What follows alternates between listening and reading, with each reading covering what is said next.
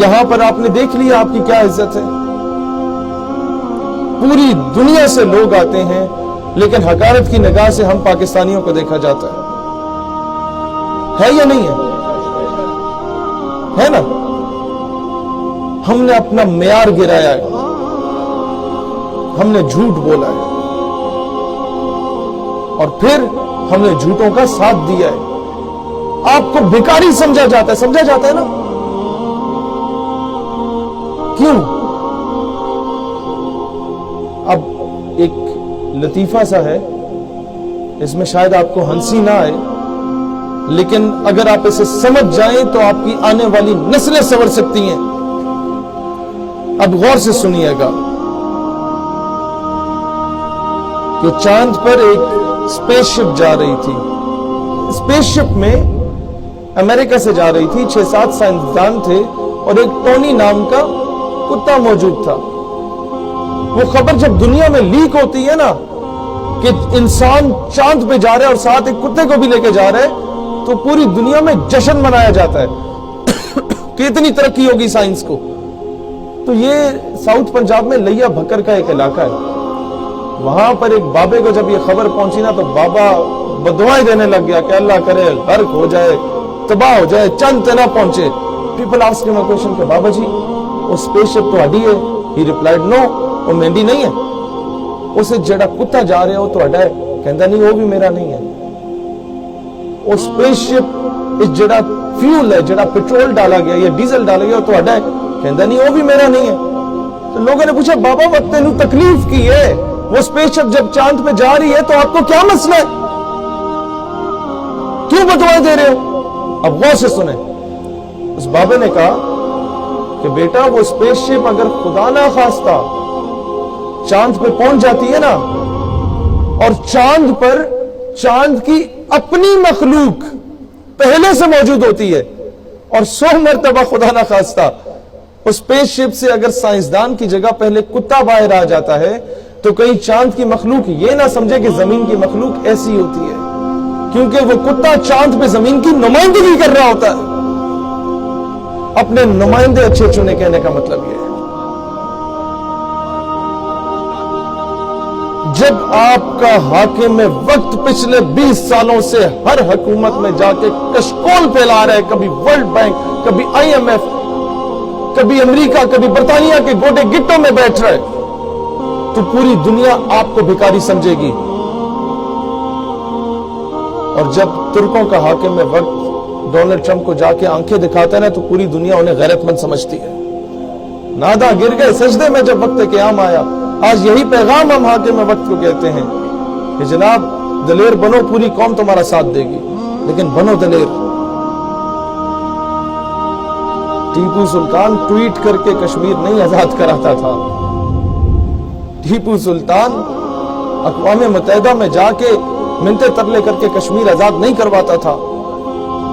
ٹیپو سلطان جس کی مثالیں دی جاتی ہیں وہ بھیک نہیں مانگتا تھا, اور بتوں سے تجھ کو امیدی خدا سے نو امیدی. یہ IMF, یہ ورلڈ بینک, یہ سارا کچھ ان کے آگے بھیک مانگنا, ان سے کشمیر کی بھیک مانگنا. بتوں سے تجھ کو امیدی خدا سے نو امیدی, مجھے بتا تو صحیح اور کافری کیا ہے. یہ یاد رکھنا کہ ہمیں حکومت سے, اس کی پالیسی سے اختلاف ہو سکتا ہے. پاکستان دھرتی ماں ہے, اس کا دشمن ہمارا دشمن ہے.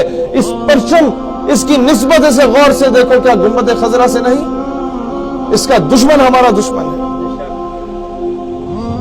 میں کیوں پیار کرتا ہوں اس ملک سے کہ یہاں پیدا ہو گیا؟ نہیں, ایک وجہ ہے کہ یہاں سعودی عرب میں آ کے بھی آپ لوگوں کو اس وطن, اس دھرتی ماں کا احساس دلا رہا ہوں کہ یہاں کماؤ, سارا کچھ کرو, لیکن اپنے ملک کو سرو کرو.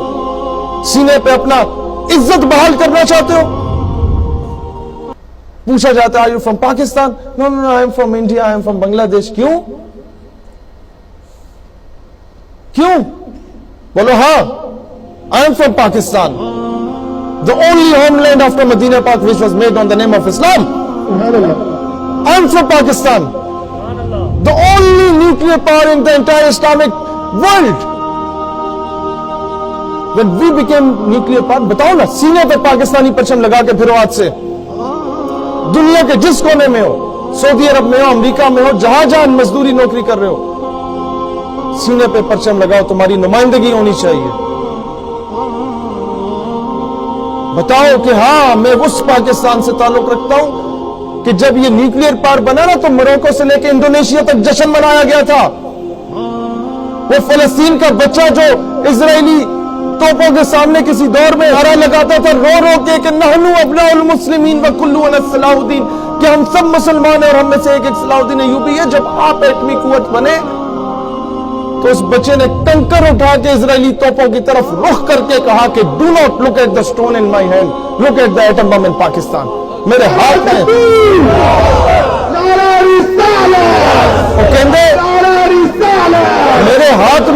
میرے ہاتھ میں یہ کنکر نہ دیکھو،